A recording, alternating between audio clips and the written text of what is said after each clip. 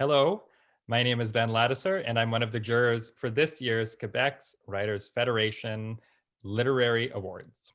I sat on the jury for the A.M. Klein Poetry Prize, and it gives me great pleasure to speak with this year's winner of that award, Sarah Wolfson. Hello, how are you?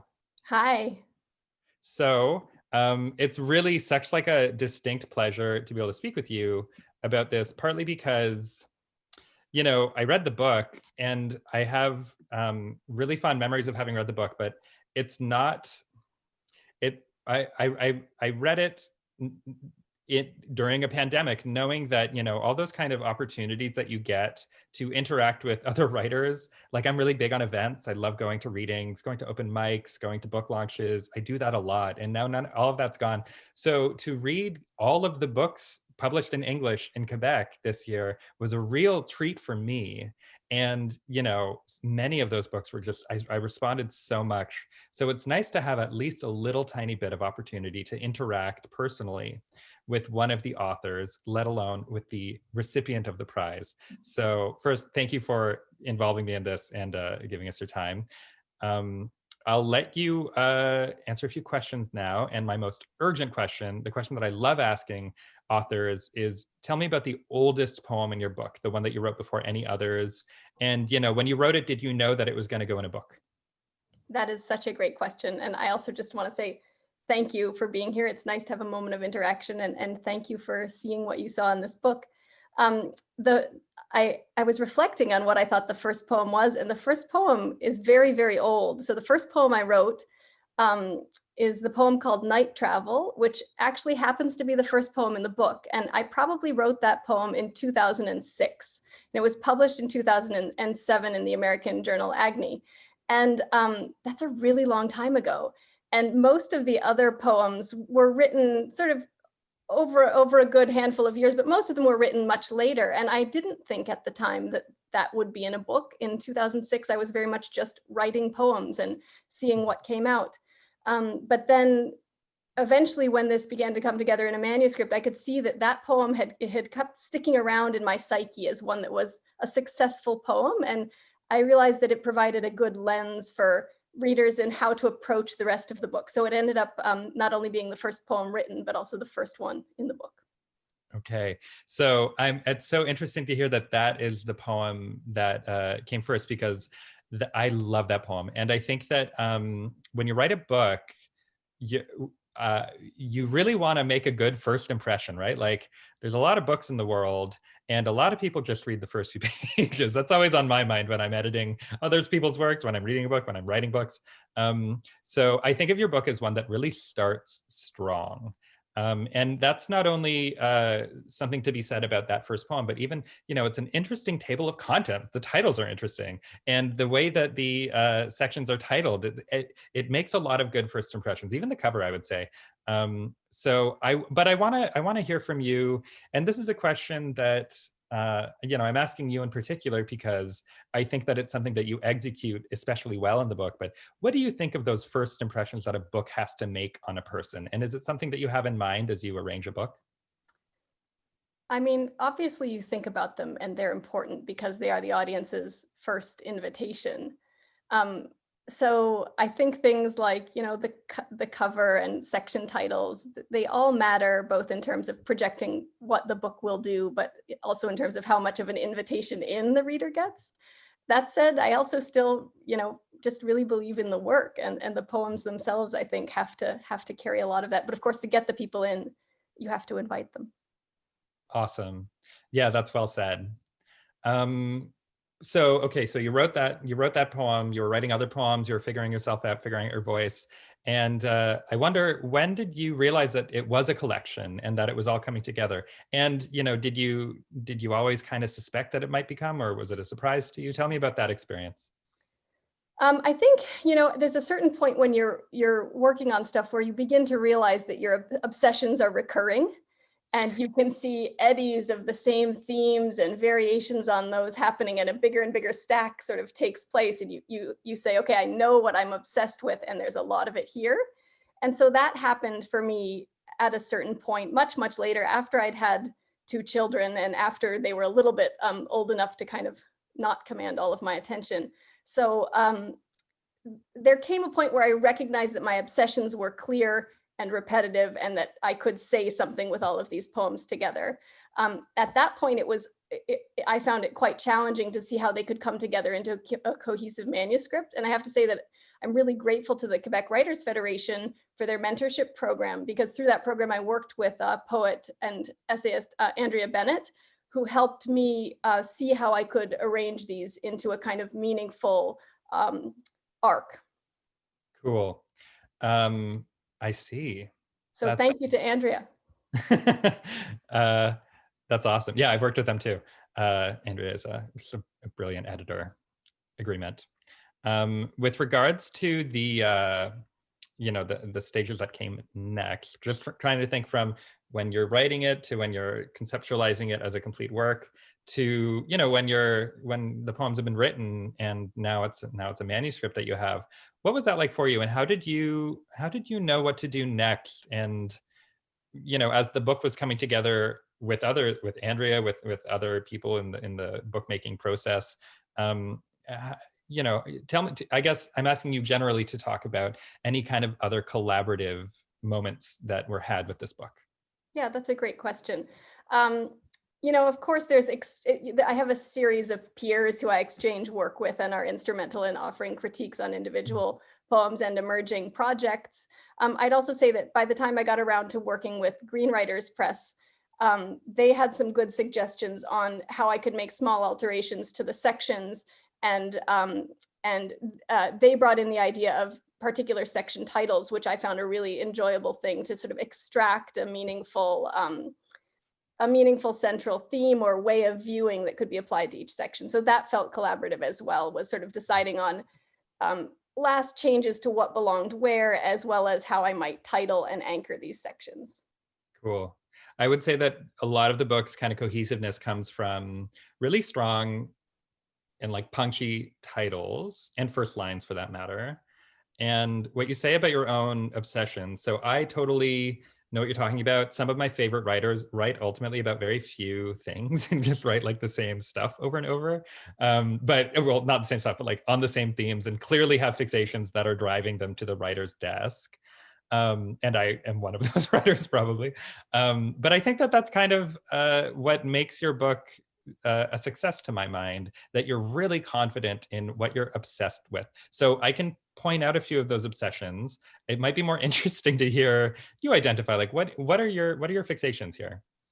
I'm so curious what you have to say, but I'll start. Okay. I'm obsessed with kind of everything as a specimen, sort of everything from the human to the animal to the natural world. And I think at a certain point when I began to understand what this book was doing, it was saying, okay, we're taking a certain kind of really tiny lens and applying it to everything equally, such that humans are sort of decentered, such that organisms are created as entire worlds into themselves. I'm obsessed with bodies, with insects, with shells, with the messiness of things like birth. I'm obsessed with words, so there's a subset of the poems that I think have a sort of scientific bent, and often those are poems that come just from reading things like biology textbooks or texts about botany, and I kind of get a sonic thrill from a certain word, and that will lead me into the world building around that organism. So cool. I don't know if that syncs with what you view my obsessions as, but I definitely see it as a book that's obsessed. So for me, I on my little tiny like list, I would say biology just kind of comes up over and over. And there's a lot of people in the book, but also very few humans. Like you have a lot of characters and they're three-dimensional characters, and they're accounted for, and they're given a lot of like respect by the voice. But they're, there's a sheep, there's all kinds of animals, and leafing through it, even now, we have a mammoth, we have birds, we have all kinds. And it reminded me of, I don't know, nature documentaries, children's literature, picture books where there aren't people, but there's still a story. It's kind of like one of it fits very easily into that kind of body of work for me. So that's the main thing. Another thing though, so I'll point out a line that I really like. It's the way that one of the poems begins in the poem's called Apples. Men love to tell me my daughter's name means little truth in Latin. So even reading that, I encourage people listening to this, watching this, to look at the poem itself, because even the line breaks there are deceptive and challenging and enjoyable. Men love to tell me my daughter's name means little truth in Latin. So brilliant. But that's so men come across as arrogant there. And I think that a lot of the time the humans in your book are not great people. And the company that one would prefer seems to be all the two-legged, four-legged beasts. So that's and then one more thing I'll say, and then I'll ask you a question. A parallel observation is just how approachable and likable the voice is. It's a really likable voice that you write in this book. It's not misanthropic. It's not hopeless. It's really buoyant and enjoyable and nice company. So those two observations combine to my question, which is, who did you write this book for? Oh my goodness, that's a big and tough question. I know. Well, that poem that you just read from, Apples, is, at least in my heart, dedicated to my daughter, whose name actually means faith in Russian, not truth in Latin. And so I think I'm writing it. I'm just writing it for anyone who would like to kind of see the world, sort of take a more humbler way at a lens to the world. And yeah, I guess that's the best way to say it. Anyone who would like to approach the world from a slightly smaller and humbler lens. And one of the reasons I'm very surprised this book got noticed at all is that it seems to me to be a book about small things and small places, for people who appreciate a smaller lens. And so, yeah, so it's thrilling even that a book that has such small noticings or such a small lens would get noticed. That's a really hard question, though. Who is it written for? A lot of the times, this sounds like a selfish answer, but a lot of the times you start any poem, you're working out an idea for yourself. So at the individual poem level, you're just kind of reckoning with idea. It's like processing a problem. That's how I approach poems. So I'm working these things out for myself as well. Okay, cool. Neat. But I think maybe I'll just add one thing. You cited the poem Apples, and there are other poems that deal with my experience parenting, and in particular mothering or giving birth. And I think at a certain point when those poems start happening, I saw that there was a way in which I could sort of talk back a little or push back or represent things in poetry that maybe were also not so noticed. And so having those sort of mothering and parenting poems in gave me another way to look at some unexamined or smaller topics. So the mothering comes up, and not only as like a personal experience, but as a bigger theme. And I think that when I said that specifically, I identified as a reader biology as a theme here. I see the parent and the child kind of come into it, and I wonder if you can speak a little towards that, and maybe let us know, like, how much was that you working out an obsession? And to go back to like the structuring of the book, how much of that was you figuring out how to make the book a cohesive thing? How much of the sort of parenting poems was? Yeah, or just kind of those thematic things that come up again and again, because it's very woven. Yeah, that's a great question. I think that, once the sort of parenting poems were there, that really helped me see that the larger themes fall into place. That really helped me see what I was doing on a larger scale. And also, to come back to your previous question about who I was writing for, I think there's a way in which this book asks us to look at sort of, I don't know, this might be a stretch, but communities differently, or places as communities differently. So in a way, I was thinking of how could I create a community or chorus out of all of these themes? And definitely the mothering poems helped me recognize the other themes that were already at work. I think they were instrumental in it sort of coming together. Okay, that makes sense to me. I think that's so neat. I really am enjoying that we get to have this conversation. We don't have too much time. There's a few more questions I'm going to throw at you. So, a confession I have to make is that I received all of these books as ebooks, which is how it was sought safest how it was determined to be the safest way to distribute the books to jugglers, which I totally get. But it's funny, I haven't read much poetry as ebooks before this experience, and I feel kind of like I haven't fully like enjoyed the book because I have a fuzzy recollection of it like page to page. You know, like there's no page Yeah. turning. The book wasn't thicker in one hand than it was in the other as I read. So this is just a question, like, how do you feel about ebooks versus books as a person who has a book out there in the world? Like, do you have a preference for how your work is consumed? I mean, you know, my preference is that the audience consumes it in the way that suits them the best. But my personal preference is for actual books. I'm also a writing teacher, so I know in a semester like this one, it's really important that students can rely on ebooks. But I have to say that I think personally, the page turn is so important, particularly in poetry. I mean, the page turn is also kind of its own form of enjambment, we could say. And I think like just for memory forming, you know, having a physical object where we can identify this happened kind of this far in, this happened this far in, you don't make those mental markers as much on an ebook. So my personal preference is for page turning. And of course, that's the first way that children enjoy a book, right? Is by biting it or hinging its pages. You Totally, yeah, can't tearing get it out an apart, ebook. right? Mhm. Oh, sorry, I spoke over you at that last part. What was that last No, part? I was just going to say you can't bite or hinge an ebook. Yes, very good point. Okay, and speaking of books, you know, a question that I've been asking a lot of people lately is, do you have any book recommendations, be they poetry or anything else that you're reading these days? Anything that's really been compelling to you in the last few months? Okay, so I've been reading a bunch in the last few months, but I'll tell you what I'm reading and enjoying right now. I actually have a couple things to show. This is a book of essays by the American poet Jaswinder Bhalina. It's called Of Color, and it's published by McSweeney's. It's about his experiences as as the child of immigrants and as a writer of color in writing communities and in American communities more generally. And they're really brilliantly written essays. I think sometimes poets have a really good knack with essay. And I think it's a great book for particularly people that move in and work in writing communities to read. So I've been enjoying that. And I've also been enjoying this Common Brown House Moths by I Laura love that book. Zacharan. It's Yeah, so that's a dope great. book.